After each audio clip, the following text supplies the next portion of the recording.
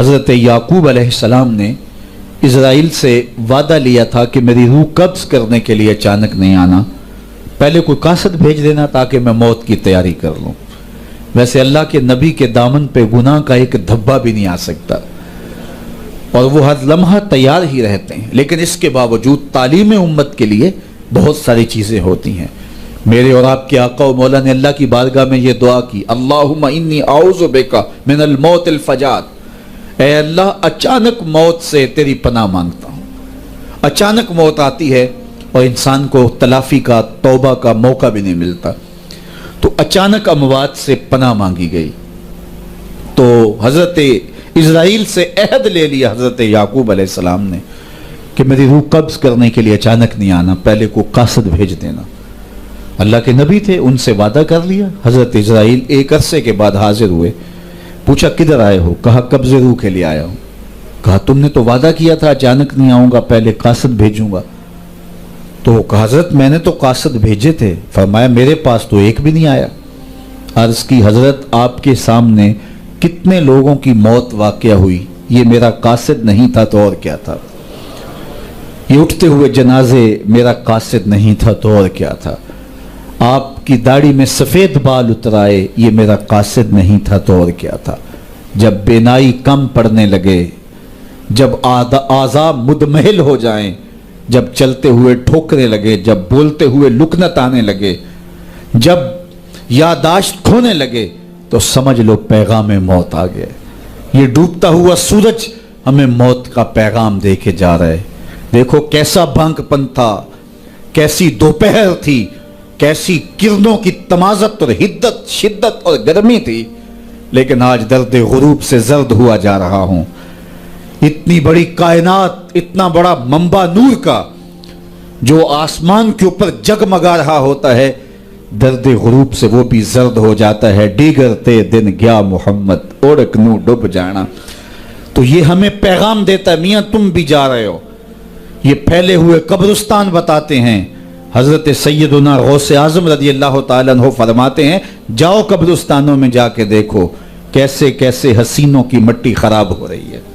جو بدن پہ چٹکی بھی نہیں پڑنے دیتے تھے مٹی کی، آج ان کے کفن بھی تار تار ہو گئے ہیں۔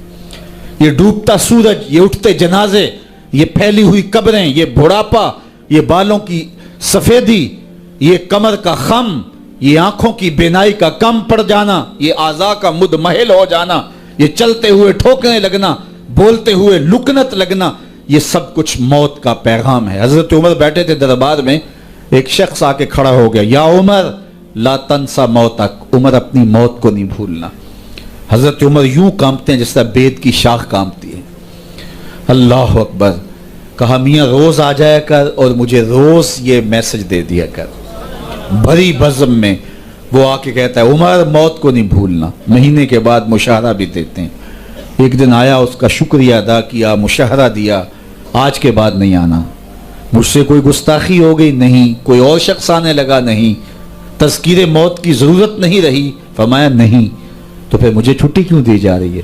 تو حضرت عمر روئے، داڑھی پہ ہاتھ رکھا، ایک بال الگ کر کے کہا یہ دیکھ میری داڑھی میں سفید بال آ گیا، اب تیرے آنے کی ضرورت نہیں ہے، یہ بال ہی مجھے چین سے نہیں بیٹھنے دے گا۔ ہماری تو پوری داڑھی بھی سفید ہو جائے نا۔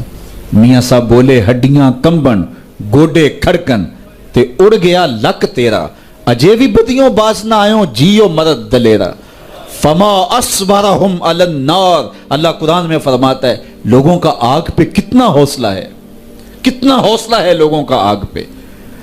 کہتے ہیں دیکھو دیکھی جائے گی، کہتے ہیں دیکھ لیں گے۔ کوئی کہتا ہے فلاں بخشا گیا تو میں بھی بخشا جاؤں گا۔ کوئی کہتا ہے یہ جہاں مٹھا اگلا کس نے ڈٹھا، جاؤ قبرستانوں میں پوچھو دیکھا ہے کہ نہیں دیکھا ہے، کتنے کتنے حسینوں کی مٹی خراب ہو رہی ہے۔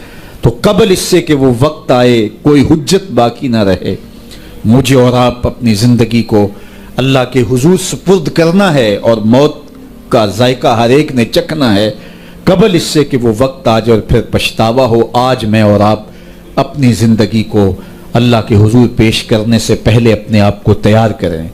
دو چیزیں دل کا زنگ اتارتی ہیں، کثرت کے ساتھ موت کی یاد اور قرآن مجید کی تلاوت۔